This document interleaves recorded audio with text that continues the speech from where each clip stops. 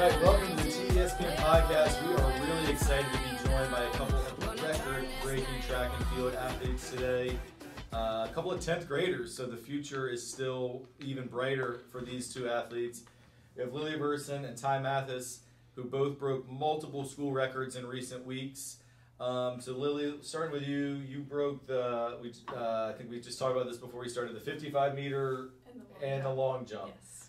So the first thing I wanted to ask each of you about is, what do you attribute as the key to your success?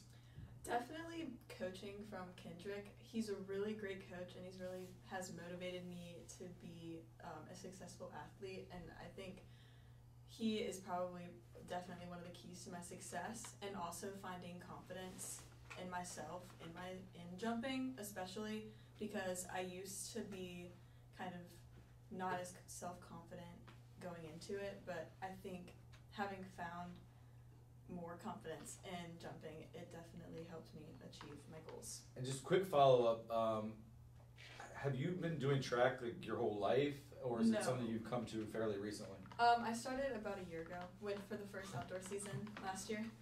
Wait, you've been doing track for less than a year, you broke the school record in 2 events? Yes. Wow, all right, that's really cool. Ty, how about you? What would you say is the key to your success? I would say it's pretty much the same thing. Coach has helped me a lot over the years, but I'd say another crucial thing is I just keep my mind straight and just remember to work hard every day. Yeah, I mean, clearly for both you guys, you must work really hard because a lot of people have great coaching, but not everyone is putting up the numbers that y'all are. So a lot of credit there.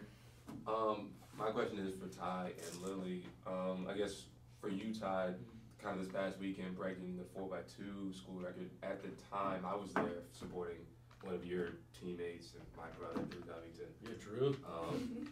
Yeah, so did y'all know that after, right after, did y'all know that y'all broke the school record? And when you did find out, I guess, how did you react? Were you happy? Were you how did you feel? Yeah, right after we had no idea. We were pretty upset because we wanted to do a lot better than we ended up doing. Because, in the 4x2, the relays are just really hard trying to synchronize everybody and trying to get things done efficiently. So we were definitely surprised when we found out on Sunday that we had broken it. So. Gotcha. And Lilly, for you, did you know, after you broke the 55, did you know immediately? Did you have to, yes, what's the process? Because in prelims, I ran what the school record already was. Really? And then in finals, when I won at LAS, I was like, oh, it's a school record. So it was really exciting. Gotcha. And in finals, is a little more adrenaline compared to prelims? Because you're racing, the people that are right there. Not just the clock. Yeah. So both of you have broken sprint records. I mean, you with the 4x2 and you with the 55, as well as jumping records. You broke the long jump school record, and Ty, you broke the long jump and the triple jump, right? Yeah. So I want to ask you all, jumping and sprinting, I mean, obviously you have to be a very athletic person to succeed in either one, but there's got to be some differences in terms of training, in terms of how you prepare. Can you just talk about what's different when you practice your running versus your jumping? Yes, so most days at practice, Kendrick is the main jumping coach and he's the head coach.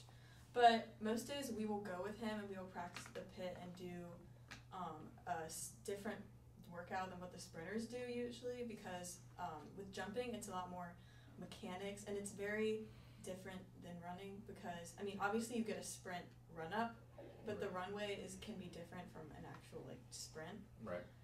So I guess the training is different in that we don't always do what the sprinters are doing, but we still get some running in because that's part of jumping.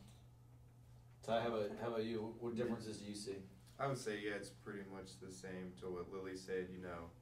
The technique of jumping is very precise, and you got to be accurate with it because it can vary from 36 feet to 45. Everything matters. So. Yeah. And just quick follow-up with that, just physically, just on your body, because in a way, I guess you're sort of cross-training when you're doing both. And Lilly, I know you had some little bit of injuries earlier in the winter. How do you maintain your health when you're having to train for multiple disciplines? I would say it's a lot of stretching that you have to do, because when you're jumping, it puts a lot of stress on one leg because you jump off of a certain leg. So that's where I found my injury in both my quad and my shins was in my jumping You jump off leg. the same leg every time? Yes. For Same triple jump, for long jump I jump off the same leg, and then for triple jump for the first cycle I jump off this leg, and then you switch, but the final jump is more pressure on for me it's my right leg. Gotcha. Interesting. So y'all kept talking about Coach Kendrick and all your coaches, but let's kind of talk more about your teammates, your fellow track mates. I guess during the indoor season, how much have y'all gotten close, and how much can you say that's like attributed to your success? I would say it helped a lot because, Drew, your brother, he's really helped push me to become better. Even when I lose, he reminds me that I'm still the best and I can do better. And then Will Hoffler, he's helped a lot, just to push me as a runner because he's super fast. So just being next to him, training with him, makes me want to become better. Mm-hmm. Yeah, so I've gotten close with my teammates, and especially Ty and Drew, like the jumpers. We're all close, and they help push me every day to work harder. And it's good to be around people who have similar goals to you because we all push each other at practice.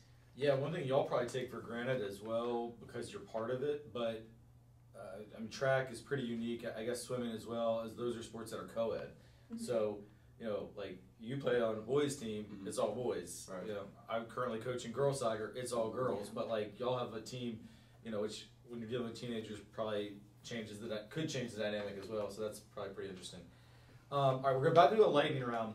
Before we do though, I want to give a shout out to Coach Marcus Jones because the reason we know all the school records is about maybe 10 years ago, Coach Jones went through all these archives, like old yearbooks. He found old, like Richmond Times-Dispatch newspaper clippings. And so, like, we know all the records are legit. Because if y'all had gone here, let's say, like 12 years ago, we maybe didn't even know what some of the records were. It was kind of like no one really knew. For certain events they did, like if they won a state championship, that would have been known because it would have been, like, in the records of the state championships. But a lot of them, he had to do detective work to track down the records. So shout out to Mr. Jones because he is why we know, especially the older ones. Yeah. I'm not sure the ones if y'all broke, if they've been broken in recent years, then that maybe didn't apply. All right, do a lightning round, quick questions, quick answers. I don't even really know what I'm going to ask yet, but just as it comes to mind, we'll see, and we'll just go like, I'll ask the question. You want to answer them too, DJ? No, DJ. DJ answers. Yeah, Fine. DJ answers. Okay, then I'll ask the question. We'll just go 1, 2, 3. Okay, whatever. I'll probably do about 5 of them. Okay. What is your dream college? Oh, I have no idea. One that I can maybe get a scholarship for. University of Tennessee all the way. I knew yeah. that. I see you rocking the orange. North Carolina A&T. What is been your favorite class so far in high school? Your class. Good answer. I would say digital videography too. World Legends from Mr. Griffin. That was a fun class. Pre-game hype song or pre-meet for y'all. I don't really listen to music. I just, yeah.